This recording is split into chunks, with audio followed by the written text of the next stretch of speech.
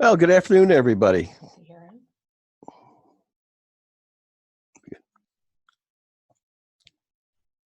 So we're going to get going here in just about a minute.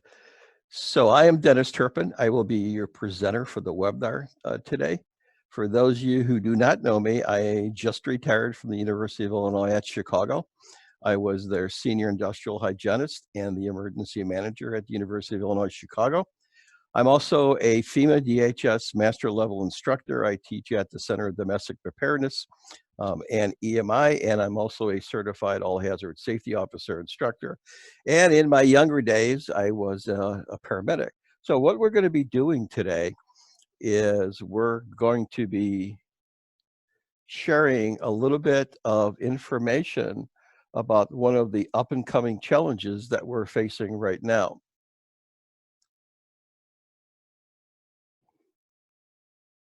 Give us a second here. We just got a slight technical difficulty we're running through, and we'll be getting going here shortly.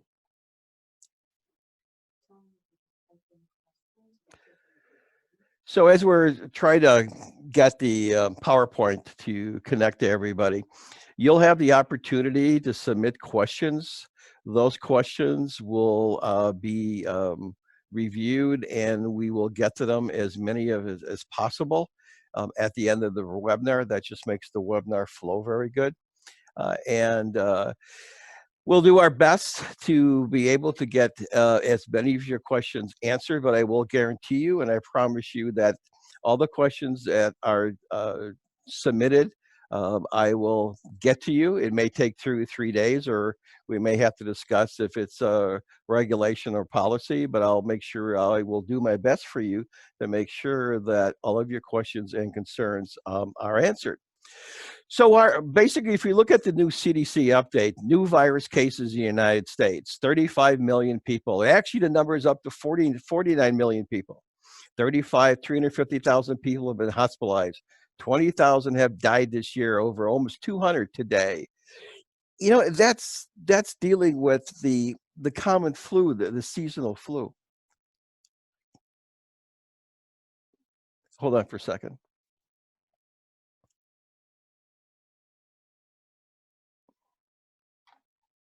So we're just trying to get everything going over here pretty good. So then we look at the current flu. I mean, it's just one of the challenges that we deal with in the emergency service.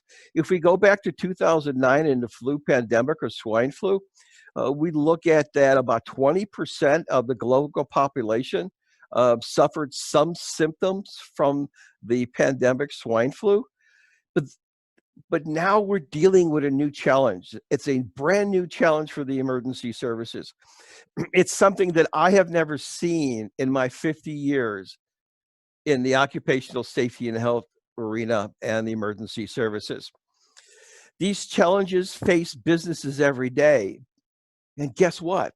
Your cities, your towns, your townships, you are a business. Fire, PD, EMS, Public Works. Your clients, your customers, your members are your communities. These new challenges that are happening right now are changing daily. When I finished writing this program last week, I have done 7 updates on this program to where we are today, and I stopped updating a couple days ago. This challenge can disappear. It may never come back, or it may be the next seasonal flu. But what we know for sure is this new challenge impacts your day-to-day operations, and it's going to be different than it was a month ago, and it may be slightly different a month from now. So we have to be ready. So don't let the words cases, clusters, community spread scare you. We want to be prepared for that. So some basic questions: our villages, townships, cities, our chiefs, our mayors need to address. How do you maintain essential services if 40% or more of your workers are out sick or choose to stay at home? How do you maintain essential operations for 6, 8 weeks or multiple waves of our new challenge? How do we booster the depths of our reserves, utilizing individuals that are in our communities that are trained to do the same occupations? Our essential services will be compromised. How do we make sure that our employees, their families are safe? There's childcare available. These are all of the questions that need to be handled through a delegation of authority and a succession of workers. So when we're talking about a pandemic planner for a community, that particular position has to be at least threefold deep. So how are we going to do this? Your incident command system has just expanded, but we're going to utilize it just a little bit different. So we have our executive policy group. So that's going to be our mayors, our city attorneys. And then we have the incident commander. Well, that incident commander for a pandemic coronavirus, we may call that person the pandemic planning manager. We're going to find out that what happens to your employees, their concerns are going to be driven through human resources. Human resources, in my experience, has never had the responsibility it has right now. Manpower shortages, sick leaves, and then we have our safety officer. Our safety officer needs to be able to present up-to-the-minute information on a daily basis to all of our first responders, police, fire, EMS, public works, village health services. And then we're going to have our operations, our daily planning, what goes on, just what normally goes on. Our planning section. How do we plan for a loss of 10 responders? Logistics. Where are you going to be getting all of this PPE that's really in short supply right now? Finance. How are you going to pay for it? These questions are going to change on a daily basis.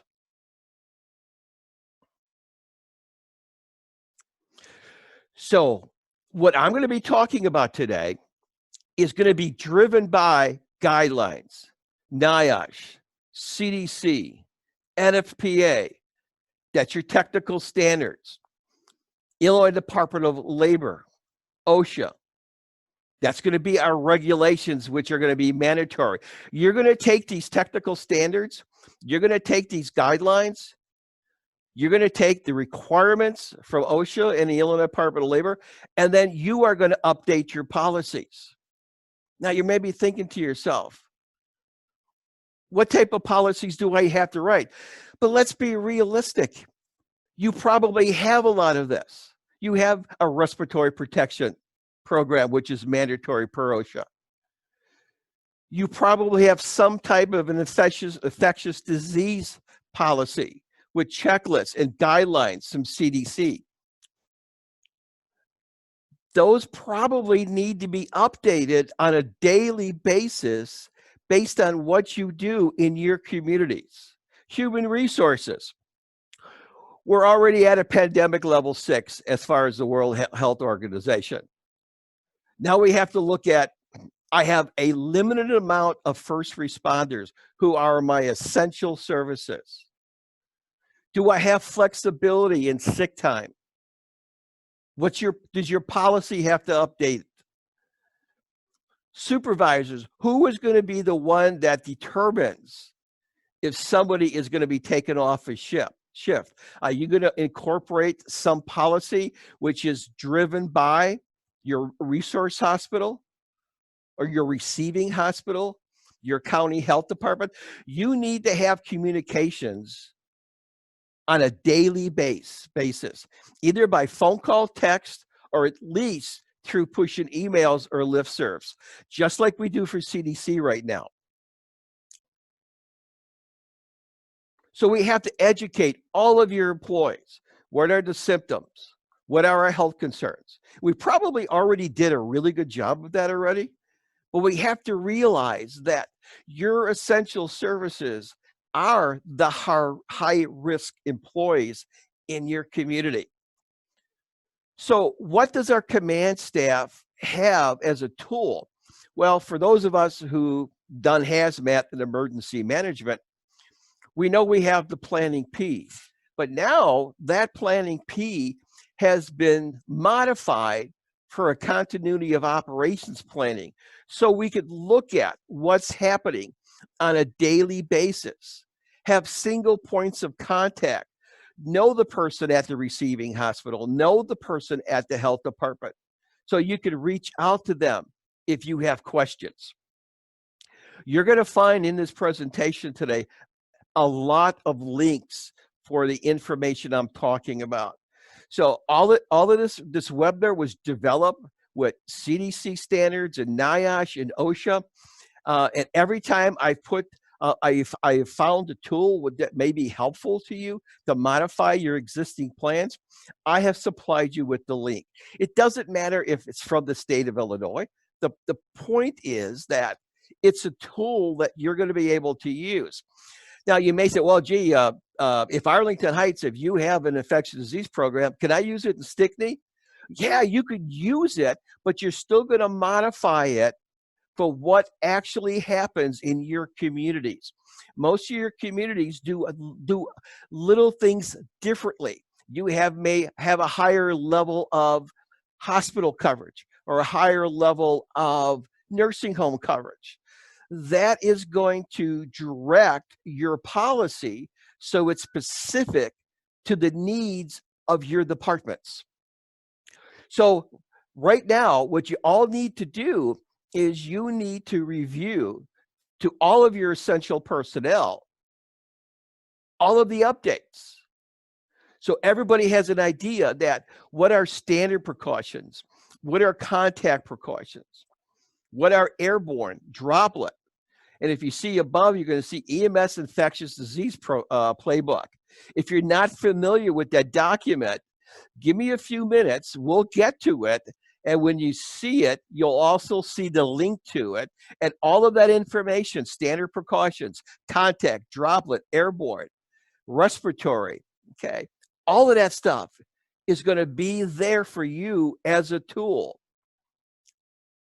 If we look at the numbers of seasonal flu, yes, they're a lot higher. But now we're dealing with something new. We dealt with Ebola 5 years ago. Some of us set up protocols. I'll share with you the protocols that I set up at the University of Illinois, Chicago. At that time, we were running a student-based EMS service.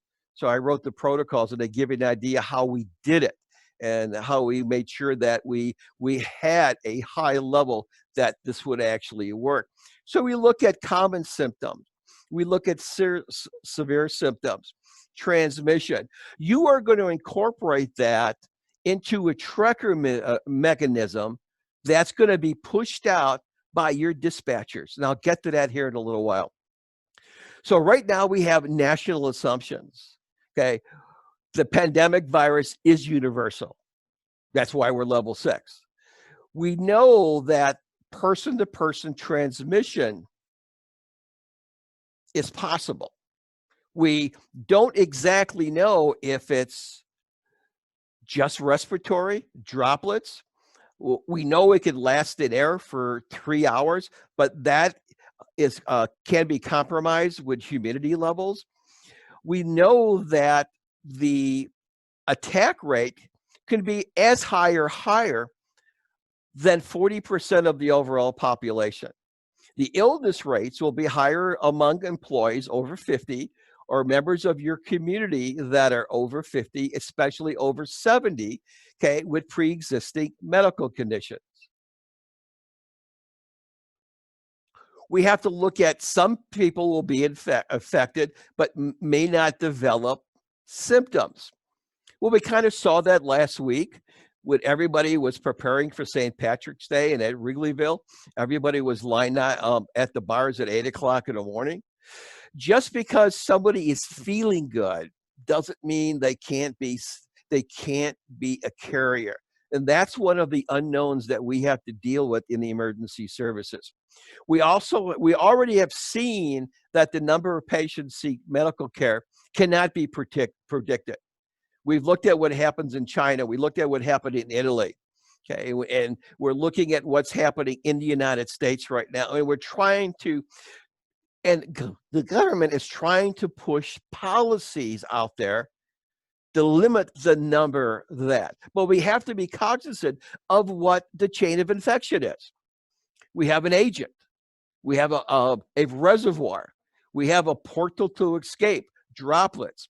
We have a mode of transmission within that 6 foot range. The portal of entry is going to be the new person. They may or may not be susceptible. So that is the chain of infection that we're dealing with. So we look at the virus. We look at the reservoir, water, air, medical equipment. Yeah, you may have medical equipment because of an aerosolizing procedure you do in the back of the ambulance. So now we're starting to think decontamination. Boy, this is starting to sound like a hazmat call. Let's be realistic.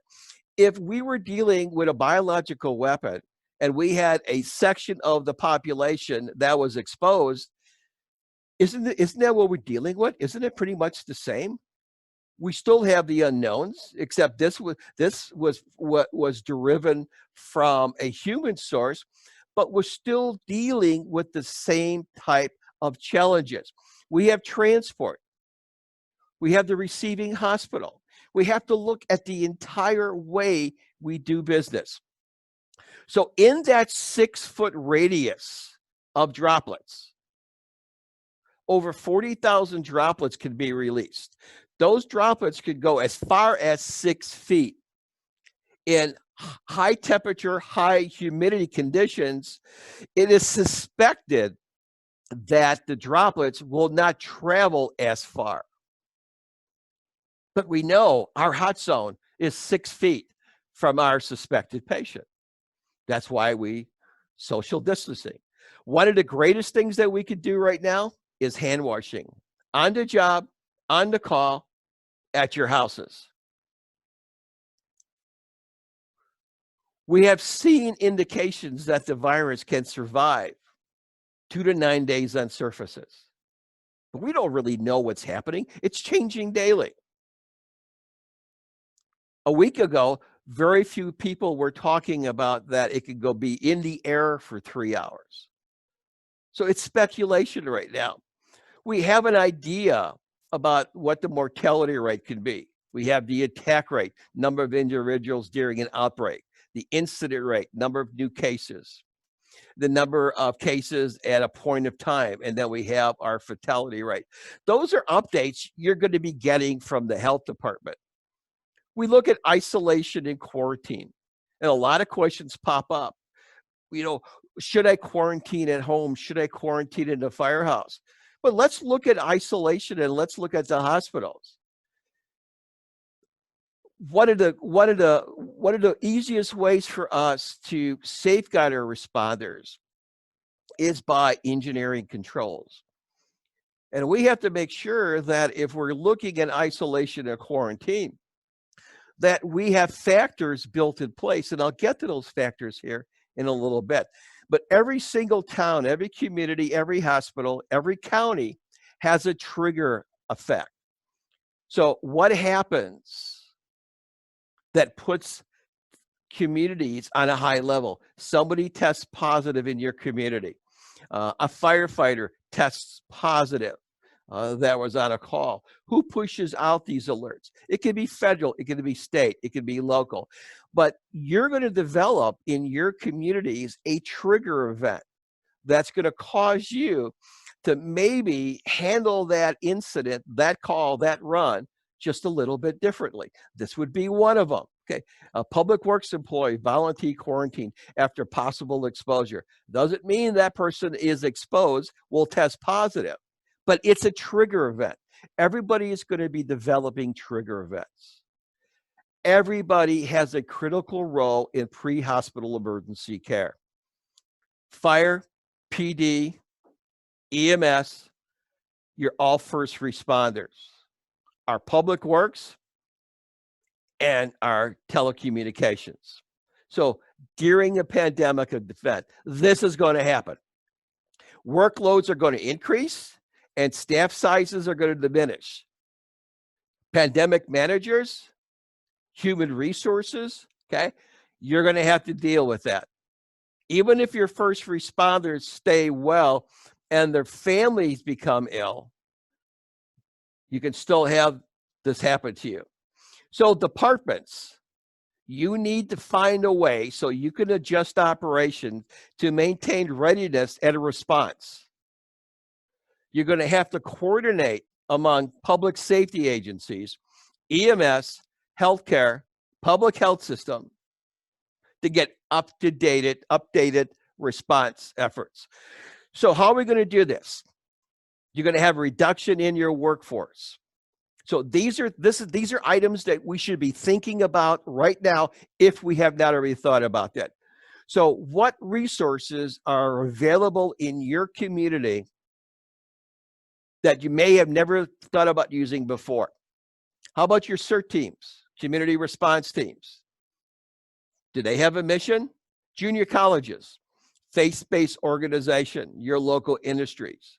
You may have to train and use these individuals to bring their skills level. But hey, how about your retirees or previously active members?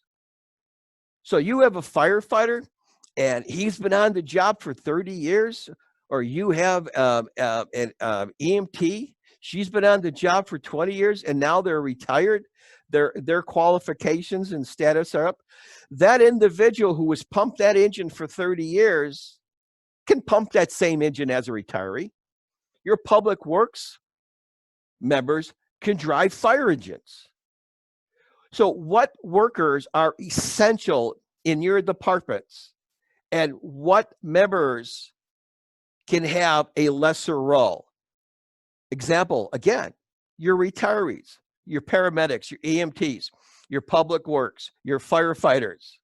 If they did a job for 30 years and they can pump that engine, they don't need to go in that building. They could probably still pump that engine. So we're thinking out of the box here.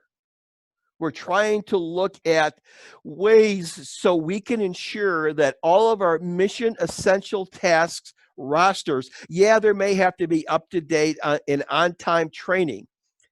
So we maintain a proficiency level to maintain coverage. And this is the key here, 3D. You can go into NFPA 45, you can go into NIOSH, you can go into CDC, you can go into OSHA. Everybody's telling you essential mission, rosters, manpower, 3 deep. So how do we do this? So this is an example of many that you can find online right now, which lists your current task, how you deliver it, your current personnel. Then in scenario 1, anticipated 25% reduction in the workforce. How are you going to do that? Scenario 2. Now we're going to have a 40% workforce. What's that minimum number of people that you need to require? Everybody burns out if they stay too long on the job. What are the specific skills necessary to cover scenarios 1 and 2? So the time to tabletop this, if you already haven't done it, is now.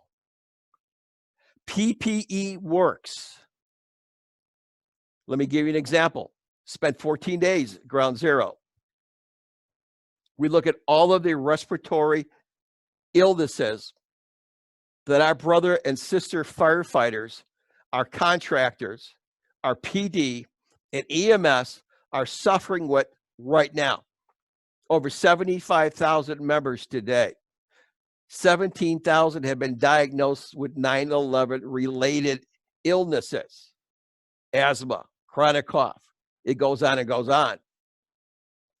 If you look at the number of post 9/11 responders at the World Trade Center. And if you want to read a really good synopsis of this, go on NIOSH. They did a study on the use of respiratory protection at Ground Zero at the World Trade Center. And you'll read that a large majority of responders did not wear their N95 respirators because of peer pressure. And because they were breathing and inhaling a lot of this material. And basically, this is what they're suffering from. You can look at the 9/11 cancer rate at Ground Zero. You did not see a lot of these exposures at the Pentagon site, because at the Pentagon site, yeah, I realize it's a lot smaller site. The World Trade Center was 16 acres. But at the Pentagon site, if you weren't HAZWOPER trained, if you weren't respirator qualified, if your fit testing was not up to date, you did not go into the hot zone. Programs, policies work. So right now, we all need to talk risk-based occupational exposure assessment for first responders. We have fentanyl, opiates, MRSA, typhus, all of that stuff's out there, emerging infection disease. So can we minimize the number of employees exposed? I'm going to prove to you in a few slides that you can actually do that. We can minimize the amount of infectious aerosols in the air. Nah, probably not. Your CDC hospital protocols are going to tell you to put a surgical mask on any suspected patient, not a respirator. Respirators can compromise their respiratory system, and that's going to drop the amount of aerosols down. But we can all protect the employees, our first responders, our essential personnel who must be exposed. Worst case scenario, if this hits our homeless camps, and now we're going to be dealing with not tens or hundreds, it's going to be just an amazing challenge for the first. So let's talk about risk-based intelligence. So one of the things that you get a call, man down, you open up the front door, you break that threshold, and that word threshold is so important. We'll talk about that later. And this is what you observe. Man down, unconscious. What are you going to do? You're going to go in there and do EMS care? What do you have? This is one of the classes that used to run at CDP, Center for Domestic Preparedness. And we used to have the first responders evaluate the scene. If that person is down wearing PPE and a respirator, what do you have? But let's survey the room. An incubator, eggs, a centrifuge. Wow, this looks like an illegal biological lab. Biological agent. That's what we're dealing with right now. So what do we need to do? We need to recognize risks. How do we do that? We use the old ring concept. We recognize the hazard, avoid exposure, isolate ourselves from the exposure, and we notify our supervisors and the dispatch. UIC ambulance 214, we're on the scene. Be involved. We have just stopped at the threshold. We've got one person down. He's unconscious, wearing level C PPE. And then you evaluate what protocols and policies you have to be able to go in there. So what are we doing? We're doing risk assessment. Then we're doing risk management. And then we're using the NIOSH hierarchy controls, and we're looking at, well, we can't eliminate, we can't substitute, but engineering controls, administrative procedures, and PPE, boy, we got to get a handle on that. So engineering controls. The question pops up. I've got 2 firefighters, 2 paramedics, 2 cops, doesn't matter what our essential function is. They need to be isolated. So should we take a special bunk room, and should we isolate them in the bunk room? So we isolate at the fire station. Well, you just said the word isolation. So let's compare that to the isolation room at the hospital. Does your fire station have engineering controls that will keep, if the material can go airborne, and we don't really know what's going to be happening. If it goes airborne and gets into the air system, your HVAC system at your fire station, is that a safe approach? Do I have to install HEPA filters? Those are concepts we need to evaluate before we make decisions. That's called administrative engineering controls. Then we have administrative controls. That's when we change policies. We reevaluate our protocols. And then we look at PPE that's required. Now, I realize that a lot of you, especially in EMS, you've been on with the CDC protocols constantly. And what you're finding is that essentially that, wow, one day they changed 3 times. Guess what? They were changing daily in the days of Ebola. So what do we have to know for risk-based assessment of our essential first responders? We need to know a dose-response relationship and respiratory penetration values. We don't know that it's a biological agent. We don't know. We can't say, well, 14 particulates is going to make you symptomatic. We don't know that because there's no good dose-response relationships for biologicals.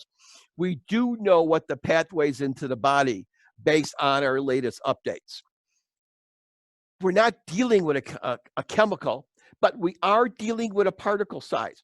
When we get into respiratory protection, which is mandatory on the OSHA in the state of Illinois, and I'm going to prove that to you, that person who is your respiratory program administrator has to be able to understand all of the component parts of that standard to administrate that standard at your department. And a lot of it's going to be based on particle size, donning and doffing procedures. We're not going to have IH results. All we're going to know, they tested positive, they tested, or they're suspect. So yes, we're dealing with unknowns. What is possible to happen? Hopefully that what we're seeing right now, especially in the food stores, it's going to level off. How much toilet paper can one person buy? We have heard that the supply chain for our basic fundamental materials are solid. We know that our state and federal agencies, okay, are updating on a daily, if not hourly basis what's going on. But we still have to plan for it. So yesterday we had the first vaccine trial started. Even if they push this, it's going to be a while.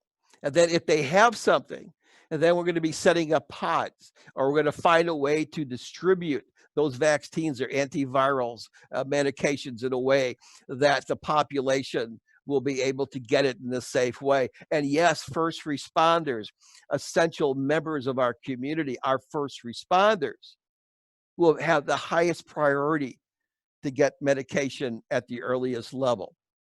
We already know, based on other countries in the world, that hospital emergency room capacity will be exceeded. We don't need to panic. Telling our neighbors, we need to plan. The number of deaths may be challenging depending on what part of the world the coronavirus runs its course. And then probably we're going to be dealing with psychological issues once the virus passes. But at this point, we don't know if this is the new seasonal flu, that it'll die out when the warmer weather comes, or that it may reemerge in the fall. But if it reemerges in the fall, we may be better prepared to handle this. These are just the challenges that we're dealing with. So right now, I'm talking to all of the respiratory protection administrators at all the departments that are listening today. And I told you about particle size and how important it is for you to be able to know all of the component parts of your respiratory protection standard. So the question I ask to you right now, that your N95 respirators, and I will talk more about that later. A surgical mask is not a respirator. Surgical mask is droplet protection. It doesn't protect you from bacteria or viruses. It's droplet. But that N95 respirator protects you 95% of all particulates bacteria, viruses, down to 0.3 microns in size. But if I told you the coronavirus particle size is actually that's 0.3 microns, not 3 microns, is 0.15 microns. So you may say, well, gee, that if the respirator protects us to 0.3 microns and the coronavirus is smaller, how's that respirator protecting us? Well, it's still the recommended respirator of choice because of droplets. The particulates tend to cluster. It's the way that your respirator is made. And I'll get into that here a little bit later. But anything you do as far as PPE and respirators, that is a performance-based standard, which means not only do you need to develop it, you need to do performance-based training, and then you have to check off that employee that they have passed that performance-based standard. Fire, EMS, police. Okay. All of this we're talking about so far only works with enhanced dispatch. So we know we have a person-to-person spread. Okay. We know that mainly it's from person to person. We know that people in close contact within 6 feet that can infect other people. That 6 feet is going to be critical for us here in a little while. We know that the droplets can infect a new person. And these droplets have the capability of landing in mouth noses of people who are nearby, okay? Or they may be on the surfaces inside that residence or building. So we know this. What we need to know is the coordination of your EMS medical director, your hospital, your state, your federal, your public health, and what is expected of you. Okay, when you get that call and you go to your receiving hospital, what is their protocol for patient drop-off? Is it the same as it was last week? I bet you it's not, and we'll talk about that. So how do we meet this new challenge? So unlike patient care in a controlled environment, believe it or not, that's a hospital or a fixed medical facility. EMS patient care, you are in an uncontrolled environment. Now, if you read the CDC protocols, they'll tell you, turn up that HVA system, get as much air going in that ambulance as possible. But I can tell you, an actual test that we conducted many years ago, that in a box ambulance, you only have about 1 to 3 air changes per hour. So we are going to be dealing in a small setting where rapid medical decisions are going to have to be made. So if you have not seen the EMS infectious disease playbook, okay, this is your link. That's about 80, 90 pages. It's not going to be your infectious disease protocol, but that protocol, that policy that you have right now, you may be able to enhance it based on what you read in this documentation. Dispatcher, standard precautions. But we're actually going to look at what is, like in 42, you're going to find your emerging infection disease precautions. So you have guidance, suggestions that you may be able to incorporate into your existing policy, your infectious disease policy, enhanced by CDC protocols, to actually provide a safer level of response. So in our uncharted waters, so here is your latest updates. These are one of the leaks from CDC, and basically it's EMS related, and it'll probably give you a really good idea about what our protocols, our guidelines are changing. But this is true. I pulled this off the website. I do a lot of research for programs like this. For those of you who know me, or if you don't know me, I bet you some of your kids, if they're in the fire service and retired, they know of me. I'm really into this stuff. But this is a true dispatch. So a dispatcher can be heard telling an ambulance crew to put on protective suits. This happened 3 weeks ago. I'm going to be sending you on a run. You're going to have to suit up because this kid was claiming he was in China. He's got a fever. Triggering event. China got a fever. And he's basically claiming that he has the coronavirus, the dispatcher said. In the background, you can hear somebody say, see if he can make it down to university hospitals. Get there on his own instead of getting us involved because we're just not ready for this yet, a supervisor can be heard saying. See if he can walk down to the emergency room. I don't think that's what our communities expect of us. So the key to protect our first responders is going to be dispatch driven. So when we look at our standing protocols, infectious disease, when we look at our emergency medical dispatch centers, okay, and a lot of times that could be a county, it could be Westcom, that basically sends us out on calls. If we look at that chapter 42 of the playbook, you're going to find that they're going to give you hints for your dispatch. We want to make sure that the success of our response is getting information that is necessary to our responding first responders. Make sure that the fire, PD, EMS are made aware of any potential exposure signs before they arrive on the scene. So dispatchers, okay, ask, inform, communicate. Look for those trigger words. You'll find some in the EMS playbook. You'll find them on CDC. Is this person suffering flu-like symptoms? Unfortunately, a lot of our diseases start with flu-like symptoms. The key is, do they have a fever? Have they traveled? So ask, inform, now, and communicate. Now, we all realize that basically what we do does not hamper any immediate life-saving interventions.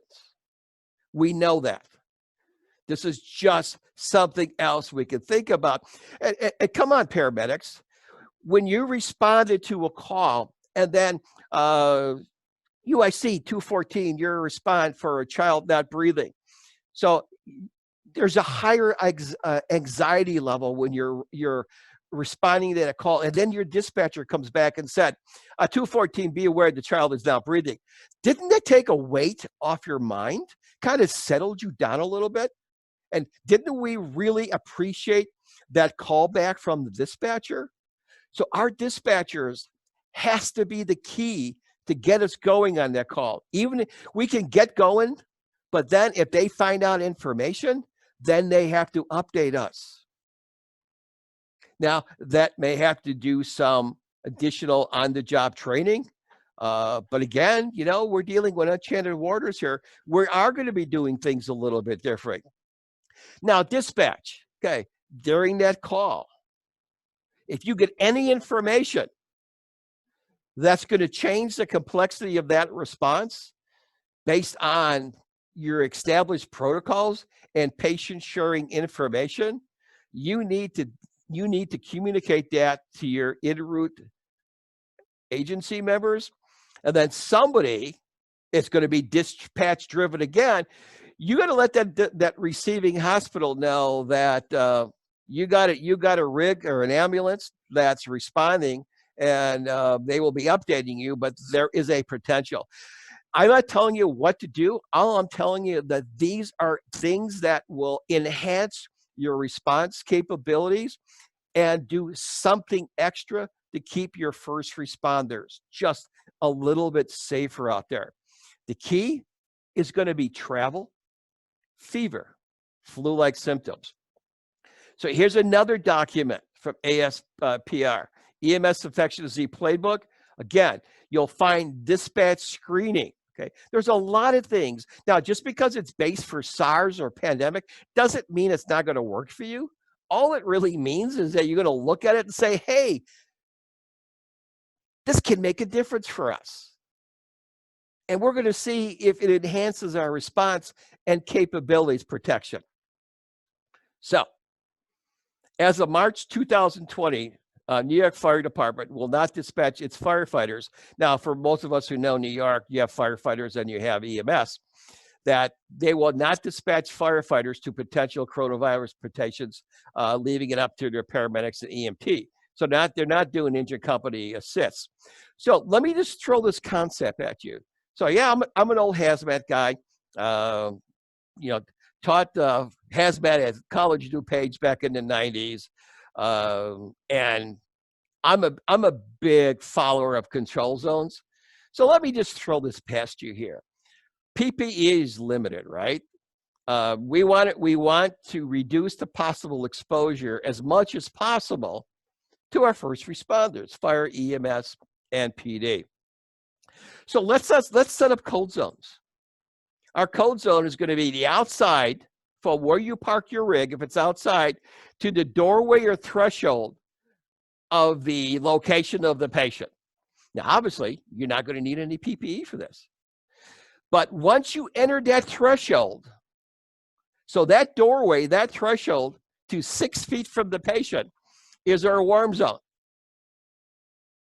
And we already know that the virus can go airborne for 3 feet. We know it could settle in surfaces. So some level of PPE is going to be necessary. And then our highest level of protocol based on our infectious disease policy is going to be our hot zone.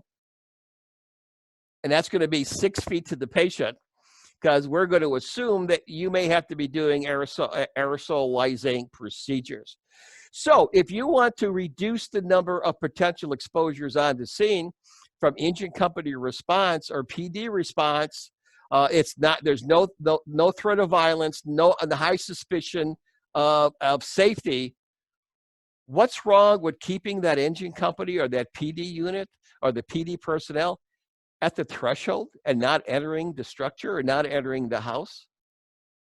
Is that going to reduce the possible exposure? Is that going to reduce the amount of PPE we're going to use on the scene? I'm just throwing a concept up to you. If it works, please build it into your infectious disease. If you go into the house and you're 6 feet away, you still have a slight exposure based on CDC. You're going to have to gown up. At what level? You got to follow your procedures. And then we know if we're within 6 feet of our patient that we're going to have to use everything in our protocol. Hey, these are concepts I've just thrown by you. I've used these in a lot of different situations, just not hazmat, working at UIC or other companies. And I think the zones has the potential here to reduce the potential of exposure to our essential personnel. And I also think it's a way of limiting the amount of PPE we put on the scene. If you put PPE on and you go inside that threshold, you just can't take it off or reuse it. You know, it's history. So, hey, just something to think about. We're all sharing today. So, patient care. Unlike patient care in a controlled environment, a healthcare facility, you have care and transport. That's going to present unique challenges because of the nature of the setting that you work in. That's transport. Not all ambulances are created equally. You're going to be different types of procedures based on en route to the hospital. So here's something else that you could do: a global medical response, COVID-19 guidelines, preparation and a response revision March 4th. It's something else we could look at. So when I started out this program with saying that we need a dedicated pandemic planning person or manager at our agencies, this is why. That workload is going to be so incredible based on changing conditions that's why we have somebody dedicated for the job, and that's why we protect that position threefold deep. So now I have to break the ambulance apart. Okay, we've got EMS clinicians and I have drivers. Now I realize in some departments that's the same person, but in other departments it may not be. So drivers, okay, if they have direct patient care, moving patients, okay, touching patients, coming within 6 feet of the patient, you need to wear all the recommended PPE based on all of your guidelines and your individual specific agency policy, including the donning and doffing of that PPE. And we'll kind of get into that here in a little while. So after patient care and before entering the isolated driver compartment, if you can isolate it, and not all places can. I've seen agencies now putting plastic barriers between the driver's compartment, okay, and the back. Again, that is an engineering control that you are going to be doing on a specific agency protocol. But that driver, once they get back into that isolated compartment, the driver should remove and dispose of the PPE based on current precautions. That is putting it in a specific bag and sealing it. And then perform hand hygiene. Then they get into the rig. If the transport does not have an isolated driver compartment, now this is all based on CDC protocols, the driver should remove the face shield or goggles, gown, and gloves and perform hand hygiene. The respirator should continue to be used during transport. Okay, safety officers, you have to look at how much PPE is expected to be used during your transports. That's a job that you have to look at. And we'll get into another question that's going to pop up here in a second. So we kind of look at that as specialized transport, which means that either dispatch or you en route, when you go on telemetry radio, whatever, however you make contact, that healthcare facility has to realize that you're en route with a suspected patient. And when you get to the hospital, things may be different than the last time. So in your specific protocols, your infectious disease protocol for your agencies, you're going to look at the PPE that's recommended. N95 respirators, surgical mask, I'll get into that in a second. Okay, gowns, infectious protection gowns, and gloves. You know, you're going to be looking at what is my EMS clinician going to be doing. Standard procedures, contact procedures are airborne. It is going to mandate the type of eye protection that you have to utilize. Hey, I'm a big fan of double gloving. Every time you touch your gloves, you got to use hand washing. But I like double gloving. I always like double gloving because gloves get torn, they get exposed, and it's just an extra layer of protection that doesn't cost a lot of money. Your disposable isolation gown. Now, I'll get into respirators in a little while here. And then eye protection. You basically have three choices. You've got goggles, face shields, and safety glasses. Your regular glasses that you wear every day is not adequate protection for eye protection. And why do we worry so much about eye protection? Because your eyes are the only pathway in your body that has a direct opening, direct contact from the outside environment to a major blood flow in your body. We talked about during hazmat days, we talked about that. Your respirators, your N95 respirators has to be NIOSH certified.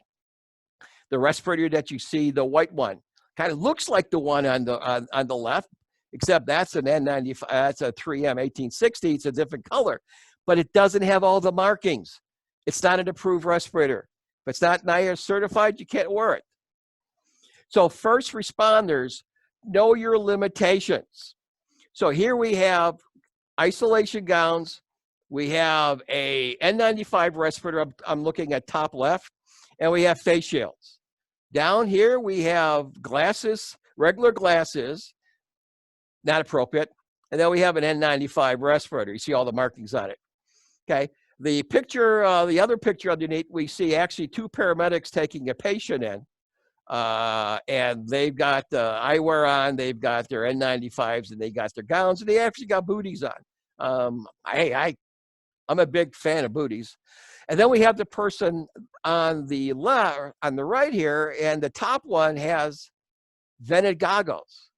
We should be wearing non-vented goggles. So I'm just going to throw something at you right now, and I'm going to clarify something here in a little while. Every piece of protective equipment that you see that anybody's wearing, okay, face shield, N95 respirator, regular glasses or safety glasses, goggles. You need to be fit tested wearing that PPE. I didn't make it up. OSHA made it. OSHA, it's in the standard. I'll get to that here in a little while.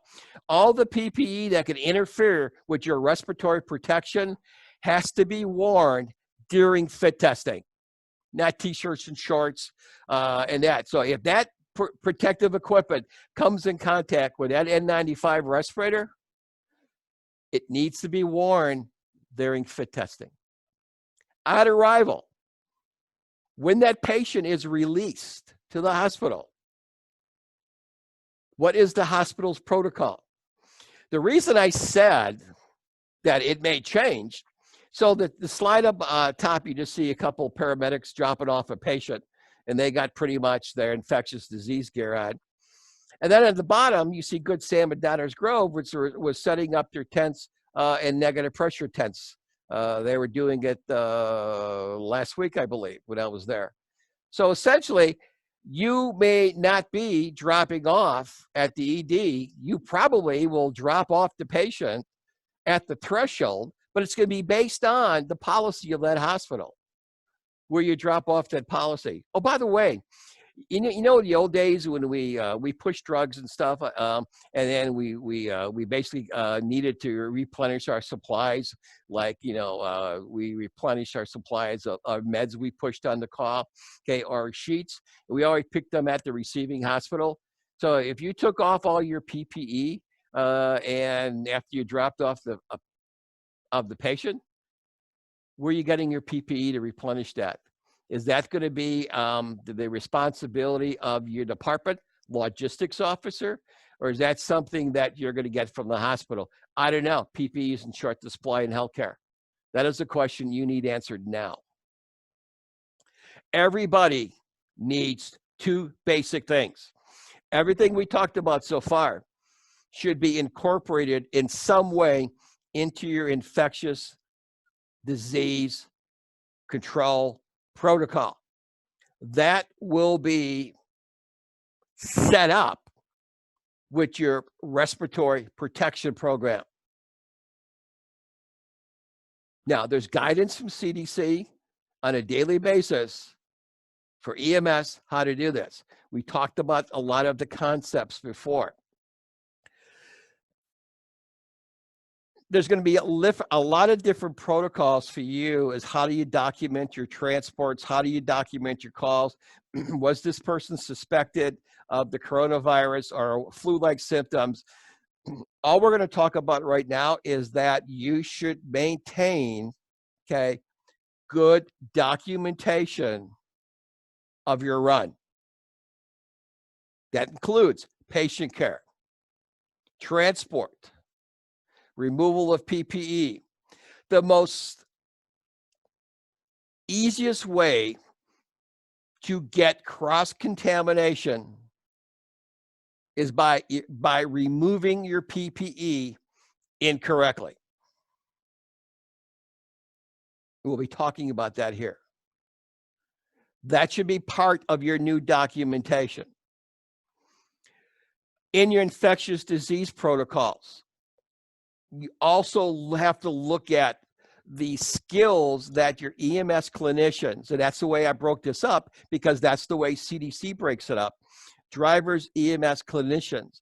Basically, if you need to exercise caution and you need to document aerosol generating procedures. That should be built into your infectious disease policy. BAB valve, ventilation, suctioning, intubation, nebulizer. All of these aerosol generating procedures should be practiced okay? If you can, utilizing your PPE. A couple of years ago, I was teaching a class at CDP, and we were showing the responder, the ED staff, basically how to intubate, okay, in a level C suit utilizing a powered air purifying respirator.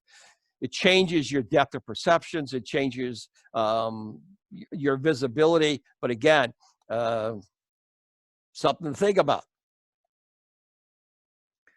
Precautions for CPR. You'll find that the American Heart last week just kind of changed a little bit their procedures on first aid class and CPR classes. But again, if you're doing aerosol generating procedures, you basically have to look at what equipment you have in your rigs. Does it filter the air? Or does it go through HEPA filter? Or it doesn't? When's the last time that filter was changed? There's just a lot of things that are different now. And that's why, again, that safety officer, that pandemic program manager are going to have responsibilities and workloads we probably have never seen before. Part of our responsibility for our EMS clinicians, anybody that can wear a respirator, they have to be medically cleared, they have to be trained, they have to be fit tested. And I'll talk more about that here in a second. And they have to be fit tested and trained before they go on a call. Yes, there are alternative respirators. I mean, there's elastomeric respirators, our half-face respirators, or our loose-fitting powered air purifying respirators. Yes, there are alternate respiratory protection, but generally in pre-hospital care, we pretty much look at the N95 respirator. And we will talk more about that here in a second. So logistics, how do we know our supply is adequate? Well, we talked a little bit about that. How many sets of PPE can you go on in a run? Well, we look at one, probably, 2 people in the rig. That's 2. If we had engine company response and they entered the threshold, the possibility exists that now we're doubled that to 4. What are your supplies? What's your chain of supply? That's why we incorporate our incident command structure to enhance our mission critical capabilities and making sure we have enough supplies. Our decon equipment, and we'll go on talk about deconning rigs here at the end of the program. What do we have? They have to be on the EPA list. If you're cleaning respirators, the elastomeric, you have to have certain protocols. And that's coming up in the program. So how exactly do you write a donning and doffing procedure that's performance-based?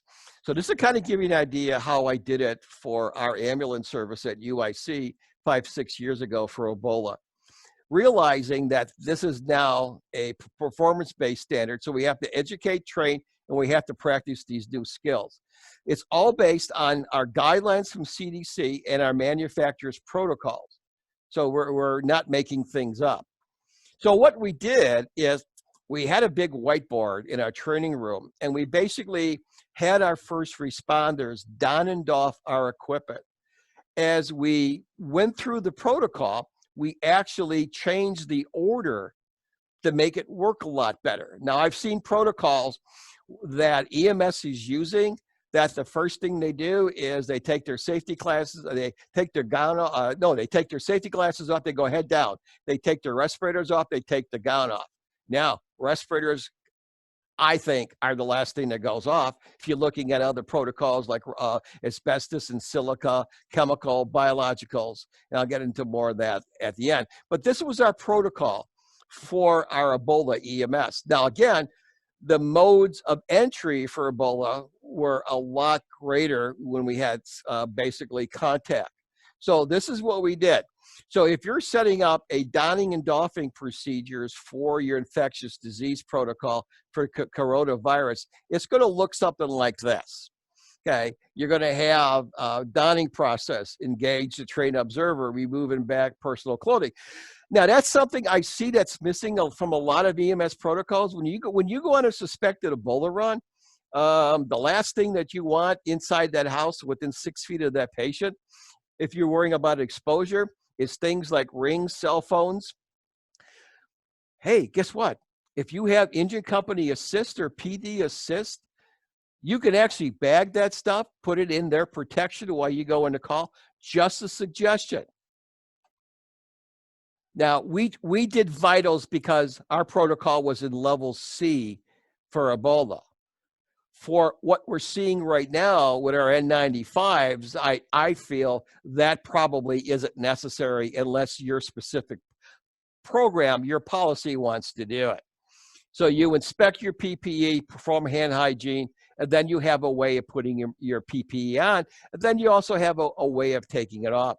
So in Ebola, since we were dealing with a material that we could get affected by basically by blood, is that we actually modified our PPE decon system.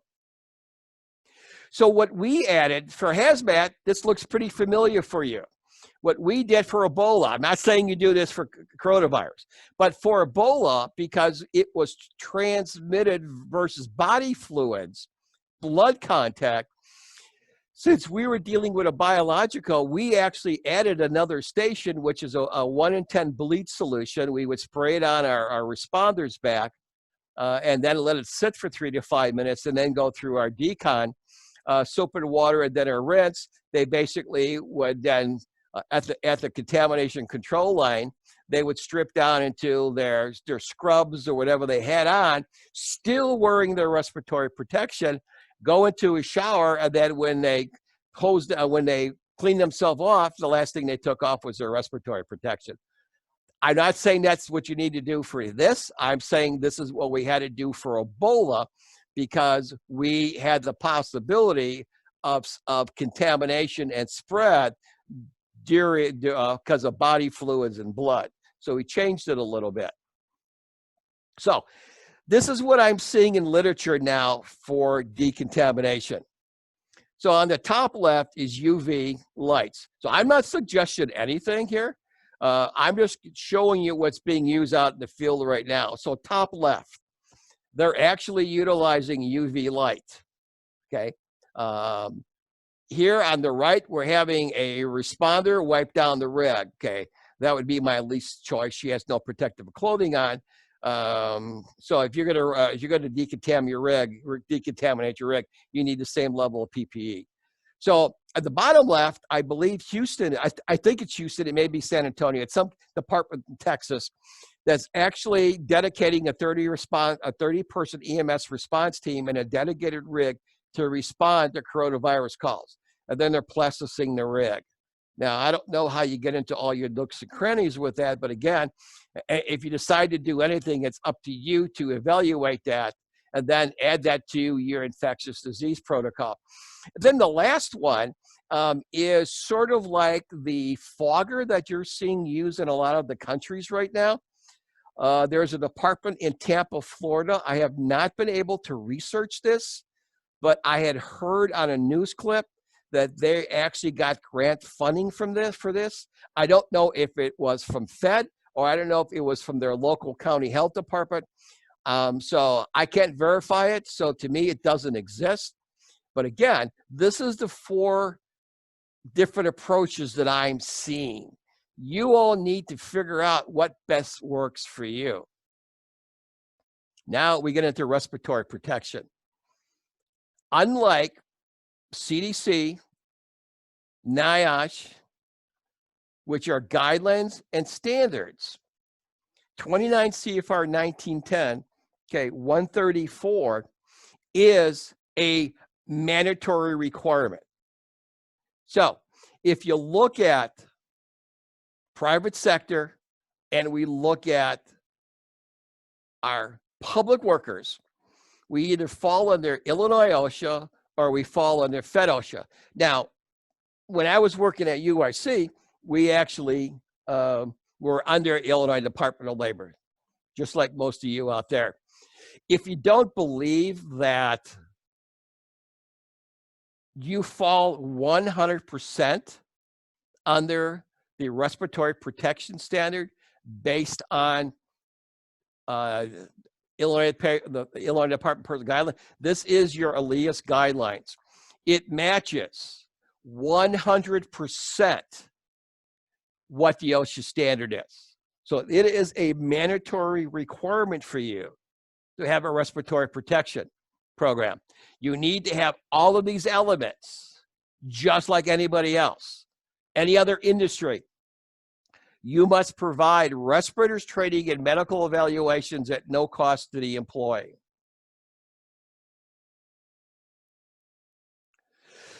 Based on 1910 134C3, the employer shall designate a program administrator. So this is the sole person who is in charge of the respiratory protection program. That person must be qualified based on the appropriate training and experience, based on the complexity, okay, of your program. Now, you may or may not have the idea that, you may have heard that we were in the process of having 2 follow-up courses, and I'll talk about that at the end of the program. Unfortunately, because of the government restrictions, okay, both of those courses have been canceled. But okay, so what I teach at the Center for Domestic Preparedness, I'm one of the 5 instructors, and these guys are the best instructors in respiratory protection that you're ever going to deal with. I mean, I have EMS, fire, industry qualifications. I sit on the Z88 and Z88 or the ASTM boards now for the Committee for Respiratory Protection. One of our instructors, our subject matter expert, one of our gentlemen is the person who was the person in charge of the respiratory protection program, okay, in Oregon. We have a retired colonel, and they probably are listening to this webinar. So hi guys, and he worked in the chemical section for the United States Army. So all of our instructors, all 5 of us, and you'll have the opportunity to go to Cobra and actually wear this respiratory protection in a real hot zone. All 5 of us have worn the same PPE that you're going to be wearing, or you were. We've done it for real on live as part of our jobs. If anybody wants any information, just go to the website here. I will tell you that CDP is shut down right now to all the classes up to April 11th, I believe. Our next class is scheduled for travel day of April 19th. We don't know if that's going to run or not, but then we do have a follow-up class that's in June. And this is a 3-day program, and we go into the entire standard. We probably have over a day of nothing but workshops and labs. And if you want to know the ins and outs of a respiratory protection program and how it applies to what you do for a living, EMS, fire, public works, you're going to find it at CDP. The course title is RP, Respiratory Protection. Hey, the best thing about this, it's 100% grant funded, which means that they will pay for your limo to the airport, fly you to Atlanta, they'll bus you to Anniston, Alabama, put you up in a private room, they'll feed you for 3 days, and they'll get you back to your doorstep. Absolutely no cost. Now, CDP, FEMA, DHS does not pay for backfill. So they won't pay for if you have to come, somebody goes on your shift over overtime. All the aspects of the training from your doorstep back to your doorstep is 100% grant funded. CDP, Center for Domestic Preparedness. So respiratory protection administrators, the first thing we have to realize is there's 2 types of respiratory protection, okay? Filtering face piece respirators and elastomeric respirators. So what exactly is a filtering face piece respirator? Okay, they're negative pressure respirators. That means when you inhale, a negative pressure is formed inside that respirator. So I've seen pictures of EMS putting an N95 respirator on a patient because they did not have any surgical mask, and the respirator that was put on that person was the one that you see in the top left picture. That's why it's there. So that is an N95 respirator with an exhalation valve. So if you put that on a suspected patient and that patient exhales, that exhalation vapor valve opens, there is absolutely no filtering. CDC protocol is a surgical mask on the patient, not a respirator. So when the respirator in itself is the filtering, that's called a filtering facepiece respirator. The elastomeric is actually have parts that you actually incorporate filters into it. So the ones you see on the left are filtering facepiece respirators, and the ones that you see on the right, they're elastomeric. They all need to be fit tested. Surgical masks are not respirators. They don't protect you from viruses and bacteria. They protect you from droplets. And the fit is critical. So when CDC talks about a respirator, they are not talking about a surgical mask. A surgical mask is not a respirator. If you want guidance on the difference or guidance for clinician caring for patients and the coronavirus, here's a link for you. There's also a good video. Let's compare the mask and the respirator. So if you just Google CDC, let's compare the mask and the respirator, you will pull up on YouTube or on their website some training videos. So program administrators, pandemic planning managers, safety officers know the difference between a surgical mask, an N95, and elastomeric. They are different. Selection of respirators are based on what you need to protect your responders from. They need to be certified by NIOSH, which means they have to have all those markings on them. Approval number, filter designation, lot number, model number. And if you don't know, and you don't see this on your N95s, and believe me, there's a lot of N95s on eBay, in different stores that are not NIOSH certified. Now you figure, why are they there? Well, there is a couple companies in the United States that make N95 respirators. They sell it out of the United States, so they did not have to go through NIOSH protocols. But you, since you fall under the employer responsibilities and state and federal laws, you are mandated to have a NIOSH approved respirator. You can go to that website and you'll be able to look at what respirators are approved by NIOSH. These are some examples of some of the respirators that are out there. The five of us, when we go shopping before a class, we're always hunting for the new N95 that doesn't have NIOSH certifications, and we actually bring them into class and we share with our first responders. And our RP class is actually made up of program administrators, healthcare, paramedics, EMTs, firefighters, city managers, public works, police. So let's look at our selection factors. So now I'm talking to my pandemic planning manager, I'm talking to my safety officer, or I'm talking to my person in charge of my infectious disease program.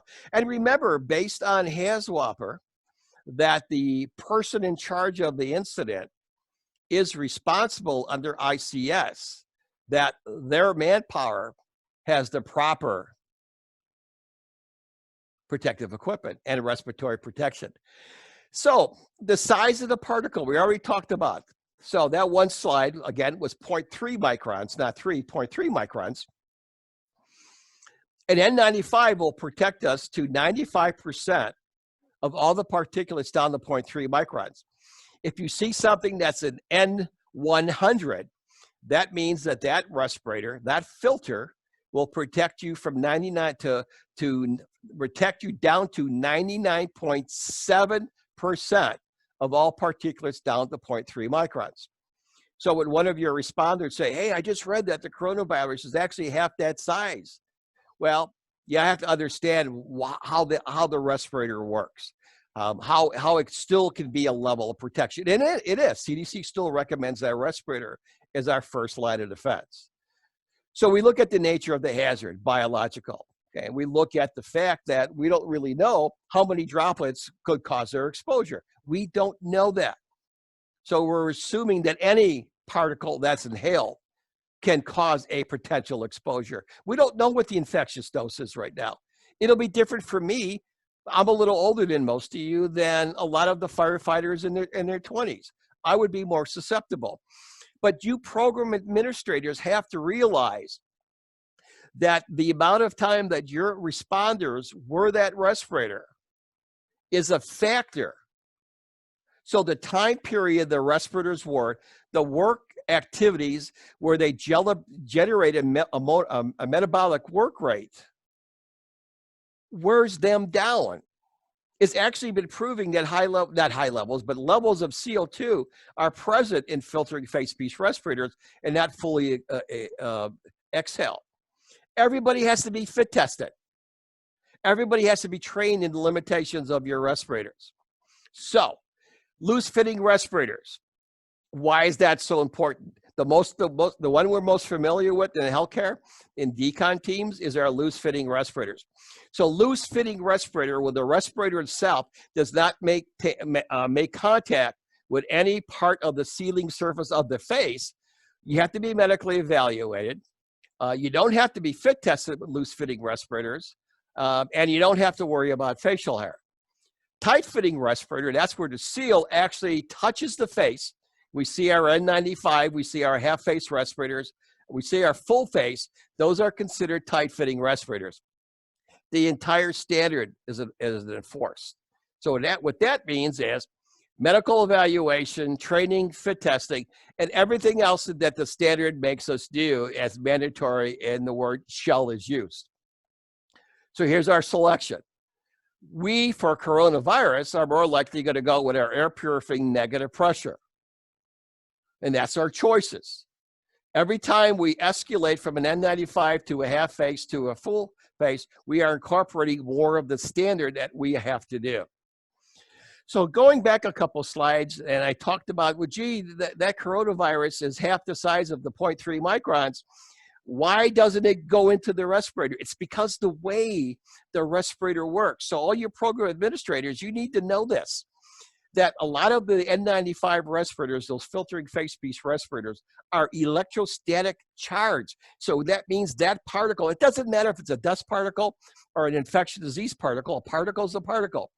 And if you don't believe that concept, or you want something for training, just Google the video, "A particle is a particle." I believe it's NIOSH or CDC. It's an excellent training video that you can incorporate into your respiratory protection programs. It explains everything we're going to talk about here. So if you took and ripped open your N95 respirator, you're going to find a lot of filter and fibers like you see in the bottom slide. So when that particle hits the front of that respirator, it's going to stay there for the most cases, or it's going to be electronic start attracted to it, or it's going to be stuck in the mechanism of the fibers. Okay, and that's how the filtering face piece respirators actually work. Now, pretty much we deal with the N series for healthcare, but there's also an R and a P series. Not really going to go into this because that deals with if they're resistant to oil, okay, or strongly resistant to oil. But the N series comes with 90, 95, 97, and 99. And they all protect you a little great percentages. And again, CDC protocol said the N95 respirators are our first choice for our healthcare. So if we look at the psychological impacts of respirators, we realize, and you're not going to see this too much on an EMS call. You see this more on hazmat. And for those of you who run hazmat, you know what I'm talking about. That usually somebody cannot work in a respirator and PPE as long as hard as somebody not. For those of us who have our fellow responders who are in the process of having a child, that NIOSH has done studies and basically said if somebody wore an N95 respirator, in healthcare, and the study was healthcare driven, that wearing that respirator for up to an hour, that there was absolutely no type of impact, okay, on the developing child. We also look at assigned protection factors. And we're not going to go a lot into this because this is respiratory. But we look at our half-face respirators that basically we look at the fact that that protection factor is 10. That's going to relate to chemicals. It's not going to relate to biologicals that much because we don't really know what's in the air. All we do know is that these respirators, based on the way they are tested, and for those that have a concern about the national stockpile, you can actually Google CDC, and they did a study of the national stockpile where they tested a certain percentage of the N95s in our national stockpile and found that majority of them, a high percentage, like 95, 97, still passed, even if they were over their expiration dates. And that the ones that did fail suffered either mechanical or water damage. And the ones that had a higher failure rate were the ones that kind of looked like the duckbill respirators. But that is available to you, and you can read the CDC study. And you may or may not have access to that because that's usually given to healthcare systems. But again, that just came up within the last week or two that the respirators in the national stockpile have been tested. We also look at maximum use concentration, and I just want to make sure everybody kind of realize this. And at this point, the fit factor is basically a fit factor means that the air inside the mask.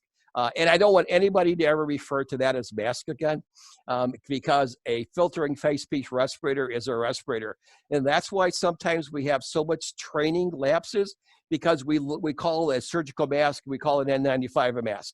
And that's why that word is still in my program, because I want to bring it up to everybody. If you're referring to surgical masks that go on patients, if that's your protocol, fine. CDC says if you don't have N95s until the N95 is available, the clinicians can use the surgical masks. That's why sometimes you have to keep updating your policy. I don't set that. CDC says, gives you guidelines, and then you modify your existing protocols and policies. But the fit factor basically is a protection factor. But since we're dealing with biologicals, we still have an understanding that, hey, if that respirator fits us and we're able to pass a fit test, that's going to give us a really good indication that we retain a really good seal. So let's look at fit testing. We got qualitative and we have quantitative.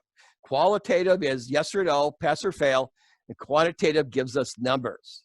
Now, I said before that right now, the old ANSI Z88 and Z8810, which is the requirements for fit testers, and yes, there are requirements for individuals who do fit testing. That committee is now called the ASTM International Committee on Respirators and Protective Clothing. It's the F6523 or something like that. It's the new standard. But fit testing, when you fit test your key first responders, your essential personnel, you are fit testing a specific respirator, which means a manufacturer, model, and size to a specific face.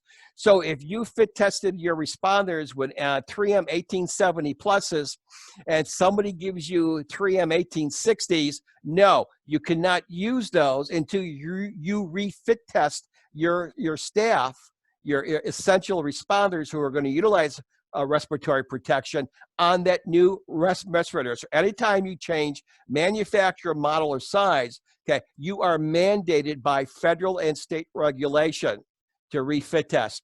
And they need to be wearing all their PPE. We'll get to that a little bit set. So qualitative fit testing means that you are going to utilize either saccharin or Bittrex. Your protection factor of your respirator is 10 or less, and you are going to get a subjective answer like pass or fail.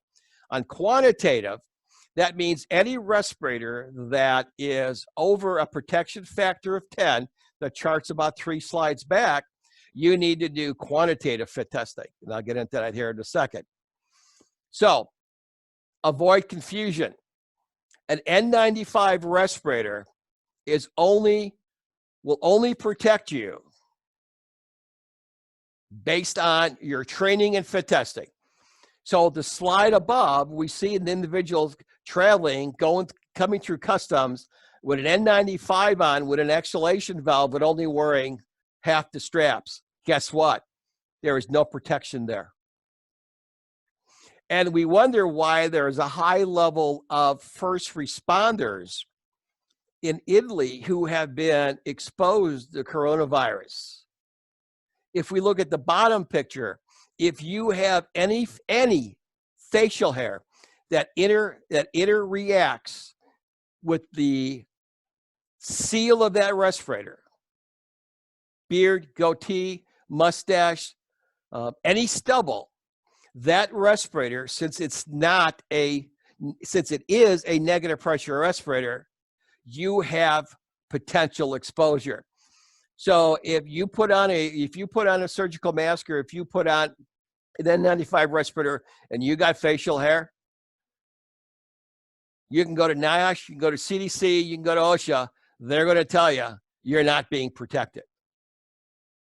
So know your limitations of your respirators. Surgical mask is a mask. There's also surgical respirators that are certified as such. And then we have our respirators. In healthcare, CDC is letting hospitals reuse or extended use of N95s that incorporate extensive infection disease protocols in hand washing. I have read nothing for EMS that's saying that we are allowed to reuse or extended use our N95 respirators. You need to have in-house respirator fit testing capabilities. Oops. So fit testing. If you are wearing a negative pressure respirator, N95 or higher, now we're not talking surgical masks, but any negative pressure respirator, you need to do qualitative or quantitative fit testing. Unless your specific agency says you need to do this type. Basically, OSHA says you need to do one of these two types. The fit test needs to be standing, and you need to be wearing all of the gear that you're going to be wearing when you go out in the field with your respirator. So if you're wearing goggles, if you're wearing a face shield, if you're a SWAT member, a firefighter, and we make that SCBA mask negative pressure, fit testing shall be performed standing up, wearing all the protection that can interfere with that respirator. That face shield is going to touch the respirator. It needs to be on during fit testing. Our protocols, we can use banana oil, saccharin. These are qualitative fit tests. Now, I highly suggest Bitrex, because Bitrex is something that if you taste, that you're going to make a funny face, because it basically stays with you. If you fit test with Bitrex and it stays in the person's mouth because they have a bad fit on their respirator, usually drinking some milk will get that away. But it's not, the qualitative is nothing more than a pass-fail. Now, if your responder doesn't put that respirator on correctly, and I've seen a lot of videos on YouTube where different county health departments are doing fit testing, and they're not doing it 100% correct, that person, that respirator that you see on top, that person, instead of using one finger on each side when they fit the contours of that respirator to their nose, use the thumb. That thumb creates excess pressure. That was now a pathway for the particulate to enter the respiratory system of our responder. Irritant smoke, pretty much nobody uses irritant smoke because it's toxic. Our mandatory protocol for qualitative fit testing is our 8-step program. If you are not taking around 15 minutes to do a fit test, you're doing it wrong. When you do a fit test, you put that respirator on for 5 minutes. It's called a comfort fit. At that point, you go through your 8-step protocol. That takes 7 minutes and 15 seconds. So basically right there, we're talking 12 minutes and 15 seconds utilizing Sacroid or Bittrex on a qualitative fit test. If you've been doing it in any time less than that, you are not doing it correctly. You do not know if your respirator is sealing on your face. So now let's look at quantitative fit testing. So we're using some type of machine. We're using a TSI port account.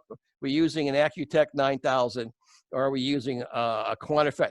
So if any of y'all wind up in our class at CDP down at in Anniston for the Center of Domestic Preparedness, you'll actually spend about 4 hours with us, and we'll actually demonstrate, and you'll use both types of technology, particle counting and controlled negative pressure, and you'll learn how to basically be able to troubleshoot this type of technology.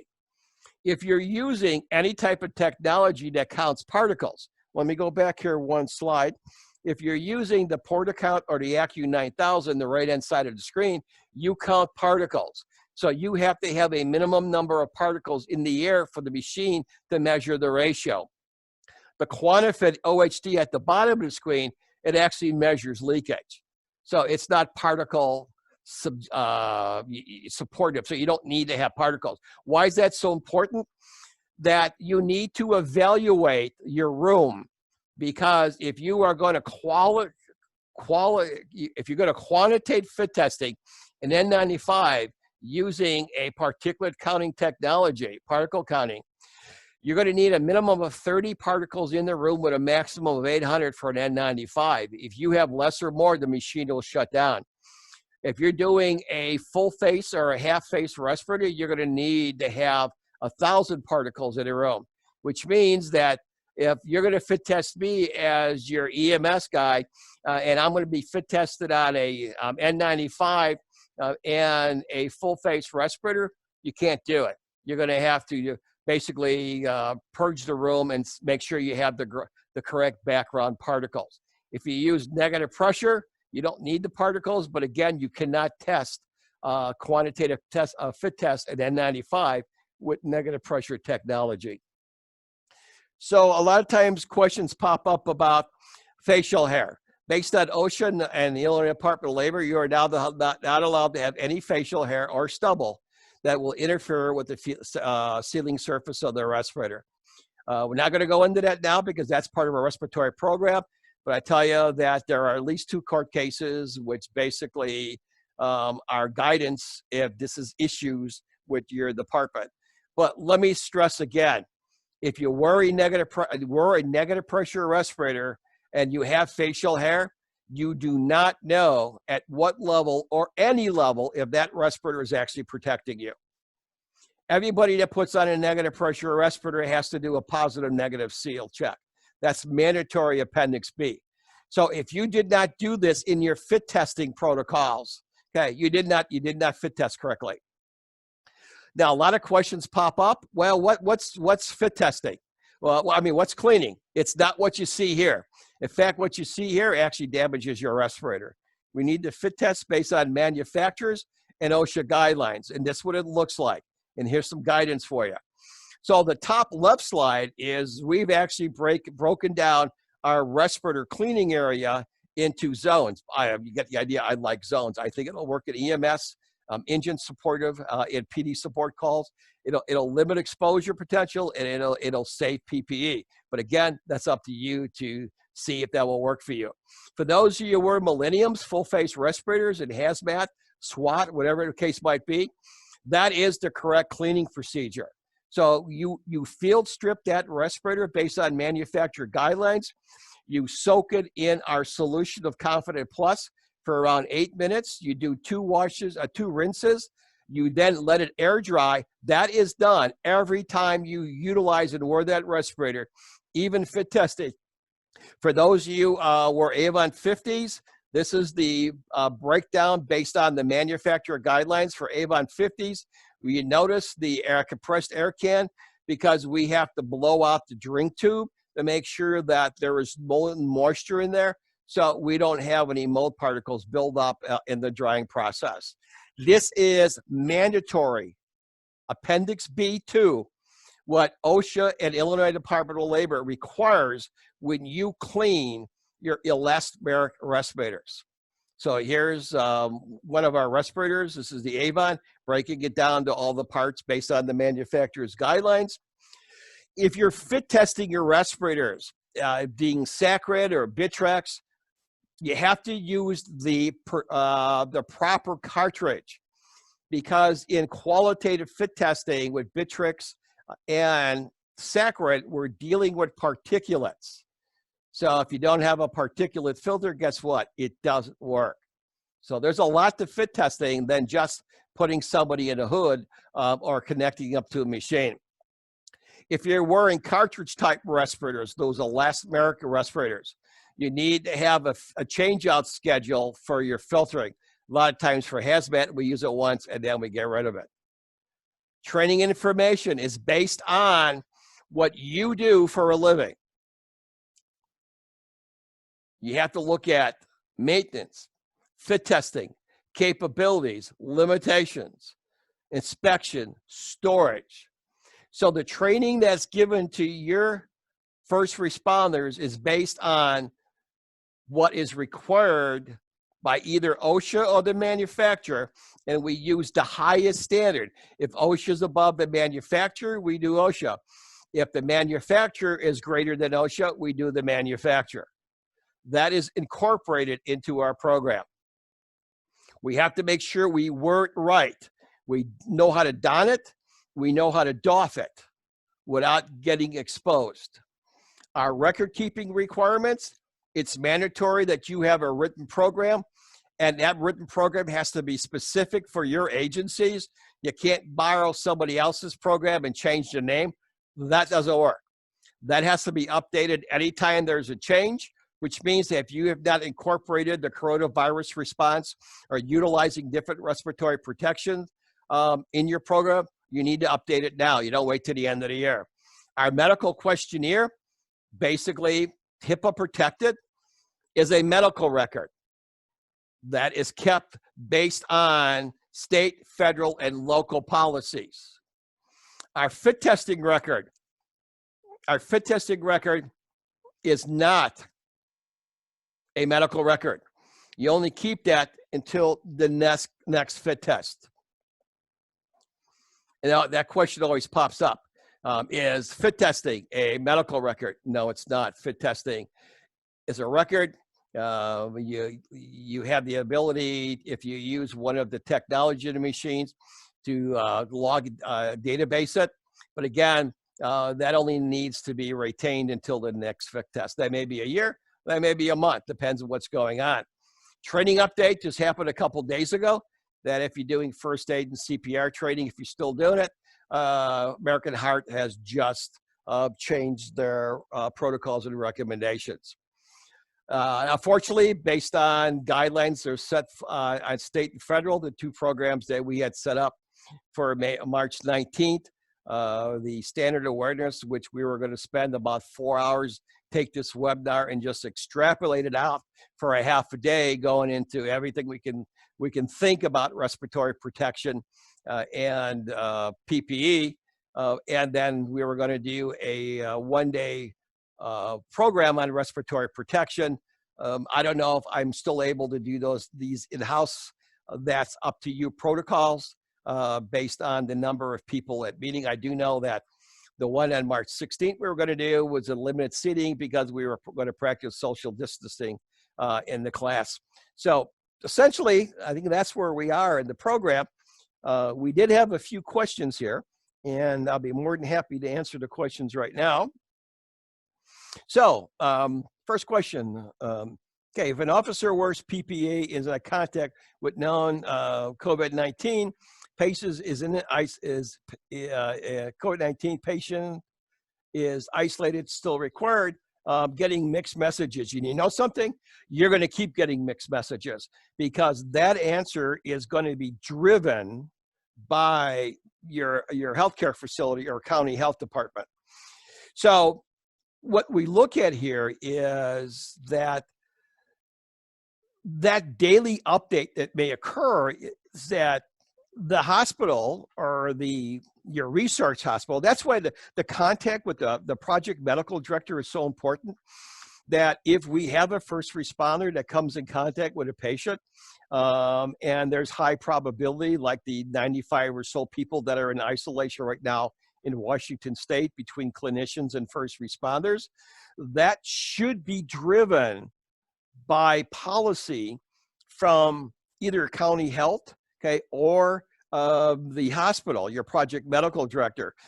Those questions need to be answered now, because you are going to get mixed results, or you may set a policy based on your own agency. But right now, I have not seen, like you have not seen, any black and white guidance that says, oh, this patient has a high probability. Do I need to go in isolation? So that's where the daily updates need to take place. And I'm sure that if there's a high probability, then just like in the old days where we were worried about AIDS, if you brought somebody into the hospital and they were tested positive, that they would tell you. So that's about the best answer I can give you, because there's nothing that's in hard copy with that right now. Public work crews are considered as essential personnel. Is this virus still considered person-to-person contagion? Well, we know our 6-foot hot zone. And we know that when somebody sneezes, they produce up to 40,000 particulates. Those particulates can go a distance up to 6 feet. Would you recommend the same type of PPE for individuals who are dealing with water main breaks, usage? Is the risk lesser as they're not dealing? If you are not dealing with the public, there are no indications right now that this virus is basically spread other than possible 3 feet in the air.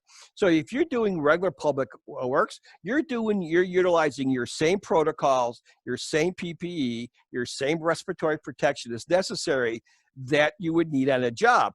Now, the only difference is that some of our public works departments service water meters inside businesses and residents.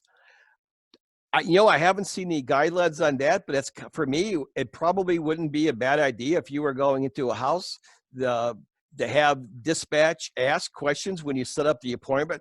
Is anybody sick in the house? Or when you come to the door, and just like the Comcast guy puts on his little booties when he comes in the house, say, hey, is anybody sick? That's going to be driven by your individual policy. You may get guidelines from CDC or county health department, but that's going to be your call. I mean, that's why this pandemic planning manager is so critical, because you're going to be dealing with a lot of issues that you've never been dealt with before. Okay. Okay. So again, the quarantine isolation question pops up. That's going to have to be driven by your county health department and your receiving hospital. Somebody's going to have to give you guidance. And what's going in other parts of the United States right now, that if there's high probability of the person be at high risk of exposure, they're making that call. But again, if your department wants to be more aggressive, but again, you still need guidance. That's why having policies in place and then looking at minimum manpower requirements and then tabletopping these questions at your EOC level in your towns, that you're going to iron out a lot of these questions. So our EMS system at one point recommended the reuse of N95s, and they are reusing in hospital. I found nothing from CDC allowing pre-hospital care. Exactly. I think I just covered that 4 or 5 slides back. Reuse and extended use is a procedure that that CDC is allowing healthcare to use. The only difference that I've seen in an update on the EMS side of CDC was they're saying if the N95s are in short supply, that you could utilize surgical masks until the supply of N95s are back in the supply chain. But you are 100% correctly. I have not seen as of today that reuse and extended use can be carried onto EMS. Should we be looking at dividing police fires, such as having them respond to different locations to begin their tour of duty in order to reduce contamination or to identify sources? You know, let's go back to that one slide when I talked about control zones.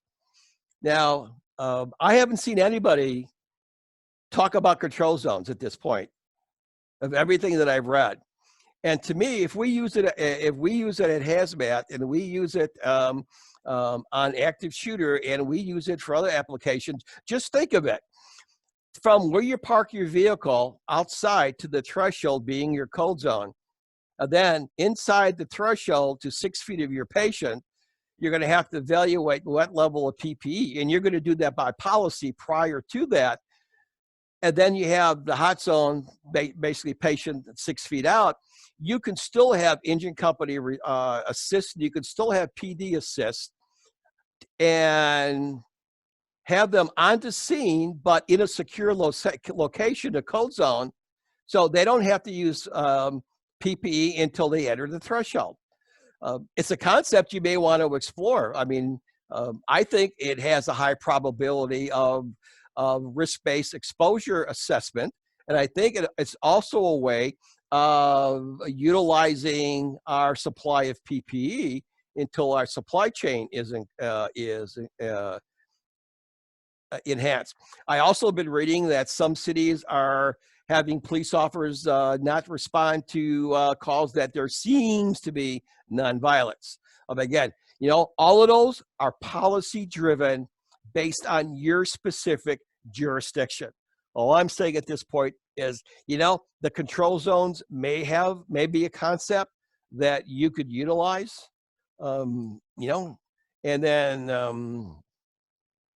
so quarantine at home at separate locations. And I think I talked about that one already. So if you want to make the decision, should I isolate it? And don't confuse quarantine and isolate. You're only going to quarantine people that are sick. And isolation is people that have been exposed or high probability, but maybe haven't tested positive yet. So really look how the definition, quarantine, isolation, applies to you. Then look at the definition of what a hospital has to be. If they have an isolation room, that's air driven. Those rooms are negative pressure. And if you're going to designate a certain area of your fire station or your cop shop, okay, or your fire barn to be this, look, you have to evaluate the engineering controls. Is there any remote possibility that this bacteria, this virus, this agent of concern can get into the HVAC, and then does a possibility exist that I could cross-contaminate or expose other people in the building? You need to evaluate that. And that's why we have engineering controls. We have administrative procedure, PPE. Now, if you want to apply that concept, that is why hospitals today are either setting up their decon tents at their entrances to their DED, so the patients never get into the hospital. So therefore, they're protecting the patient care environment by utilizing either these tents, or in some cases, the hospital have negative pressure tents. I don't think a separate room in the firehouse is going to have that HVAC control, but I might be wrong. You need to evaluate that. You need to get your engineers and see if any potential of risk is there. So I think that is the last question, and we've gone to 3 o'clock. And I want to thank everybody for, especially our sponsor today, and letting me kind of share my 50 years of experience and looking at things in maybe a little different way than you do on a daily basis. I think I've given you a lot of information that can be actually looked up on websites. The pre-hospital infectious disease guidebook or playbook is something that really gets you going. The respiratory protection. Remember that the Center of Domestic Preparedness not only has respiratory protection and Cobra, our hot class. Don't forget, we also teach about 50 other classes out there. And you have all of the other schools like EMI and the Bomb School at New Mexico Tech and CTOS at the nuclear testing section. Most of those classes are available for you for pretty much 100% grant funded. Again, they don't pay backfill, they don't pay overtime, they just pay training related expenses. So anything that happens back in the stations, that's not covered. Any questions that pop up, please get back to the host. And at this point, I want to express to everybody, and I know if you caught one of the slides of the Hill Street Blue Station, that was in one of the slides. That's actually the cop shop at the University of Illinois, Chicago, and which is one of my favorite TV programs, other than Emergency One, is Let's Be Careful Out There. And thank you very much.